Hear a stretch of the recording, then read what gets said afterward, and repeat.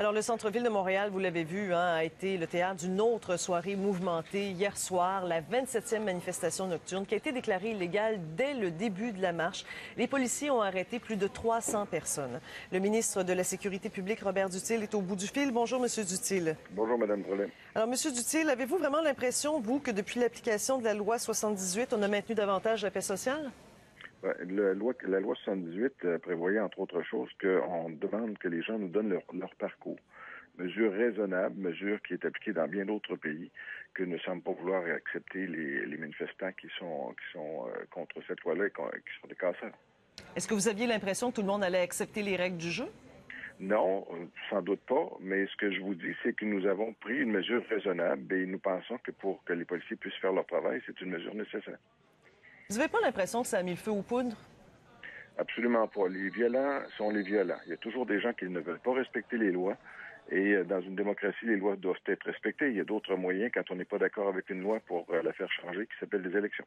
Quoi qu'il en soit, depuis quelques mois, vous voyez bien quand même la tournure des événements. Vous voyez les manifestants. L'impression qu'on en a depuis l'adoption de cette loi spéciale, c'est que c'est pas des manifestants qui sont là simplement pour une question de droit de scolarité.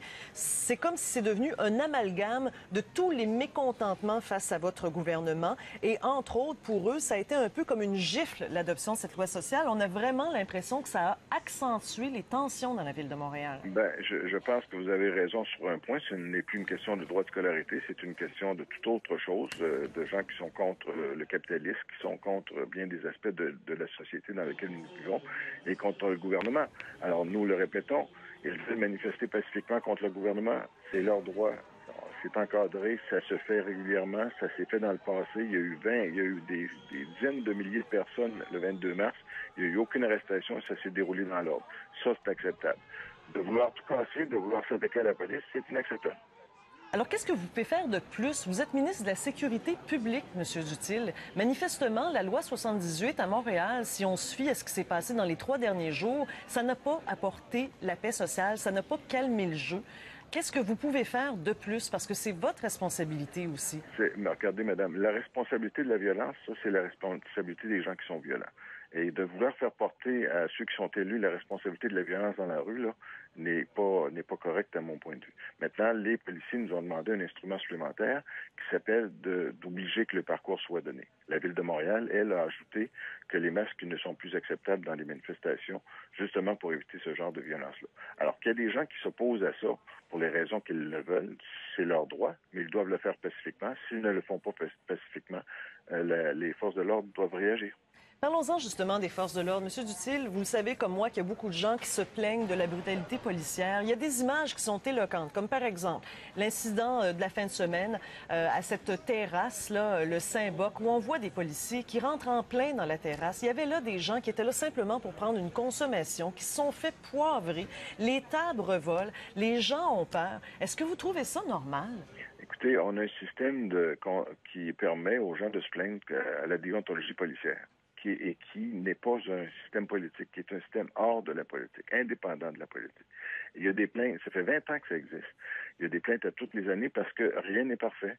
M. Lafrenière le disait tout à l'heure, rien n'est parfait. Les policiers ne prétendent pas être parfaits non plus. Et donc, il y a un mécanisme qui est prévu pour que les relations entre les policiers et entre les citoyens soient gérées quand ça tourne mal, quand ça ne tourne pas bien, de façon à ce que s'il y a lieu d'avoir des oui, mais pour les gens là, qui sont fait poivrer, M. Duthil, là, de vous entendre dire qu'il y a un mécanisme qui existe, c'est la déontologie policière, je suis pas vraiment certaine que ça va les contenter. C'est-à-dire, ces hommes-là, les policiers, c'est des humains. Ils sont là depuis des mois. Ils sont fatigués. Il a commencé à faire très, très chaud à Montréal. C'est pas évident de travailler pendant des heures de temps. Ces gens-là, nécessairement, ont moins accès à leur vie privée, à leur famille, parce qu'ils font énormément de surtemps. Donc, les risques de dérapage du côté des policiers, ils sont quand même plus élevés que d'habitude, non?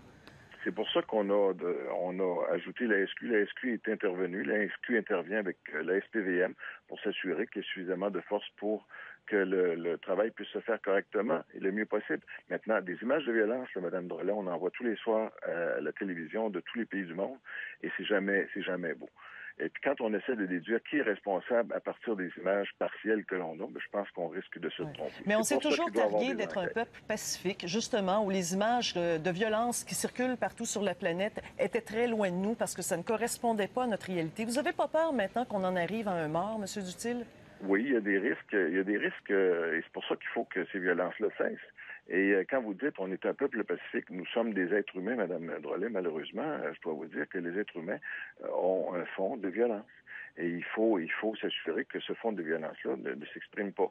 Éliminer demain matin toutes les forces policières du Québec, et vous allez voir quoi? Vous allez voir des saccages, vous allez voir des... Mais personne ne vous demande d'éliminer les forces policières. C'est pas ça du tout, là, M. Duthil. Madame Drolet, je vous donne un exemple extrême. Ce que je vous dis, c'est que les lois ne suffisent pas. Il faut avoir des forces policières qui permettent de maintenir l'ordre dans une société normale, parce que il y aura toujours des gens qui veulent violer la loi et qui veulent la violer de façon violente. Alors, c'est la réalité de l'être humain.